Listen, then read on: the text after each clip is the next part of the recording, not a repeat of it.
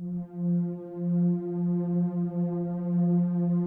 was sitting there looking at the world one day, seeing all the problems, all the things that are going on, and he was just thinking, what can I do to fix this? What can I do to show these people truth? And then he thought of you, Glenn, and you, Clark, and you, Richard, all of you. You were his master plan. Not a backup plan, you were his master plan. You were his master plan.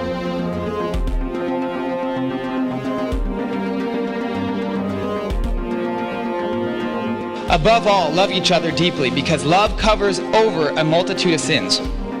I've always read this from my perspective. If I can love someone, it'll cover my sins.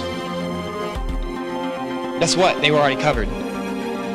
So if they're not covering my sins, whose sins are they covering? The person I'm loving.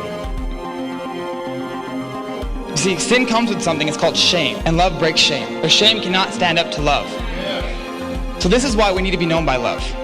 Because there's a world full of hurting people that all they want to do is feel good. Because they're so covered in shame, they don't know what else to do. And we hold the key.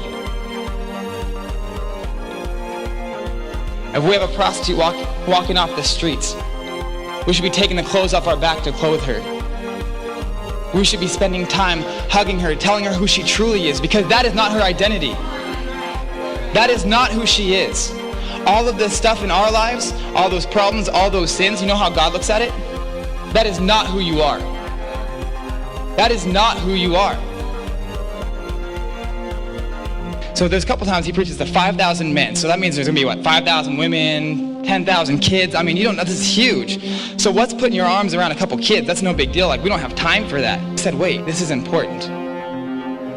Because Jesus understood that the heart of a child, that love, is so important that if you lose that, you've lost something beautiful. And he wouldn't allow that. And he wouldn't allow that.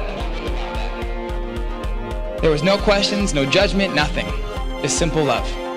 He didn't get them and say, I noticed your hair is a little dark. I think you're going emo, so we gotta dye your hair blonde. Your eyes are kind of dark, let's put some blue contacts in there. You can look just like all the pictures of Jesus. No, he didn't freak out or worry about what they've done in their past, any of that. He said, I love you, because I know who you are. There's something that happens between when you're a child and when you're an adult, and it's this. We're taught that we have to work for love. A child, when you tell them you love them, but they believe you.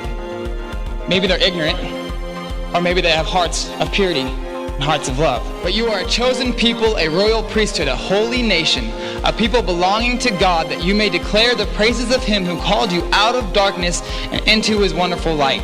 That is your identity.